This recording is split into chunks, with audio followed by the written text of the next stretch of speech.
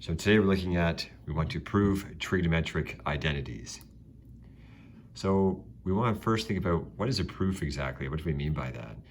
It's a chain of reasoning using rules of inference, and our rules are algebraic operations. So using algebraic operations, ultimately based on a set of axioms.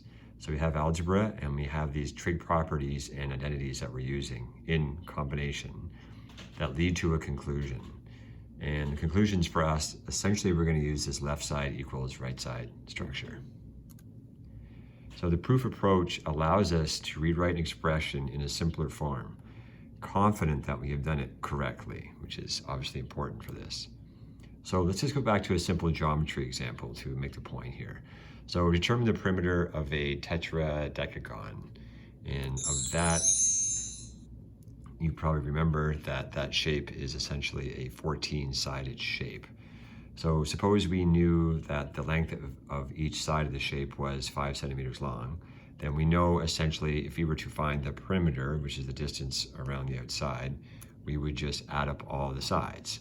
So we'd have 5 plus 5 plus 5 and so on, all the way through, all the way around, and we'd end up at 70 centimeters. Now obviously there's a shorter way, there's a faster way to do that. We could have a formula. So the perimeter would just be equal to 14s, where s is the length of the side. 14 times 5 would give us 70 centimeters. So we see these two answers are equal. The perimeter equals 70, perimeter equals 70, but this is the shorter version. This is the faster version. Down here is the simpler version. So it's giving me the same idea in trigonometry. We're going to end up with some of these kind of long, kind of drawn out, complicated statements. And our goal is to rewrite them in simpler statements, not changing the actual function itself. So we end up with the correct answer, 70 in both cases. That's our plan for these trig IDs. Now the same idea is going to hold true for trig. So again, we have sort of this long kind of drawn out statement, and we're going to be told that's equal to an easier version. We just need a way to show that. Now we could try it with a specific number, and we do this kind of every once in a while with algebra anyway. We say plug in a number and see if it works. So we've tried that before. So suppose we try theta is pi over 4, and we just plug in the values on that. So here's our pi over 4 on a unit circle. I chose an easy one here. So we're going to rewrite this. Sine theta is root 2 over 2. So I'm just rewriting the first one. Sine theta is this one here, root 2 over 2. There it is there, root 2 over 2. Cos theta, okay, pi over 4, it's also root 2 over 2. Tan of theta, this is that shortcut where we have sine over cos. We're just writing it as 1, which is what I told you not to do in class essentially, but we'll do it now just to speed it up. And cosecant theta we know is 1 over sine. And again, I just kind of did the fast version here. So there's the sine ratio. We just kind of flip it in our head and write it as 1 over sine. So when we're here, we can then simplify this. We know that these two, root 2 and root 2 would divide out. We know that the 2 here and the 2 here would divide out, and I would be left with root 2 times 1 times 1 times 1, which is that.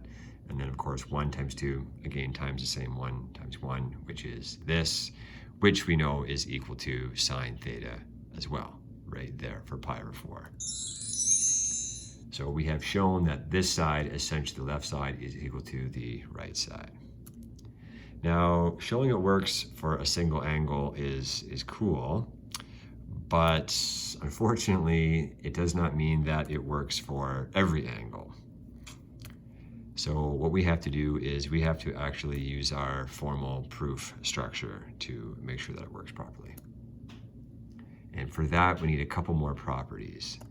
So just reminding ourselves of the quotient identity. We've seen this already floating around, but that's the formal statement of that. Tan theta is sine over cos. In addition, we've seen these reciprocal identities also floating around. So there's a statement on those identities that we're going to use. Now our strategy on this, and we're going to keep this relatively simple. So step 1, we are going to operate on one side at a time. Typically the more complicated side, it's where we're going to start. 2, and this is an important one, we're going to rewrite everything, rewrite all of our ratios in terms of sine and cos. That's a big step. Okay, Okay, so everything we see, and the tans, cosecants, all that, we want to write it all in terms of sine and cos. Then once this is done, we can factor some things, we can reduce some things, we can look for some divisions, we can use our algebraic operations to tackle it. And after that, step 3 may solve it, but if it doesn't, we may have to go to step 4, where we may have to substitute other identities in sort of as needed to keep working through the question itself. And then of course we would simplify. So let's do a really simple example here for today. I'm going to prove the following true: sine theta equals tan theta cos theta. So this is this left side, right side structure we're going to use. So for the smaller ones, we can use a table, like a chart like this. For the larger ones, we can just essentially just operate on the one side and then just show it's equal to the other side. So for now, we'll just use this quick table. The left side sine theta, the right side is tan theta cos theta. I'm going to rewrite tan theta as sine over cos, which we know it is. Once I've done that, okay, I know the cosines are going to divide out, of course, and that leaves me with sine theta equals sine theta. Obviously, a super easy example, but this is the idea. And then we would say, therefore, the left side equals the right side. So that is proven. So we're not just going to pick random angles and throw it in. We're actually going to use our algebraic operations and our trig properties to end up with our left side equals right side conclusion. So for today, we're going to stop here for now. I want you to go into EDSB, and I've posted a very short assignment that I want you to print out, complete, and then resubmit it. I guess take a picture of it and resubmit it back into EDSB. And I want that solution submitted today. Okay, there's lots more to do after this, but for our first day today, we'll just keep it straightforward. Okay, that's it.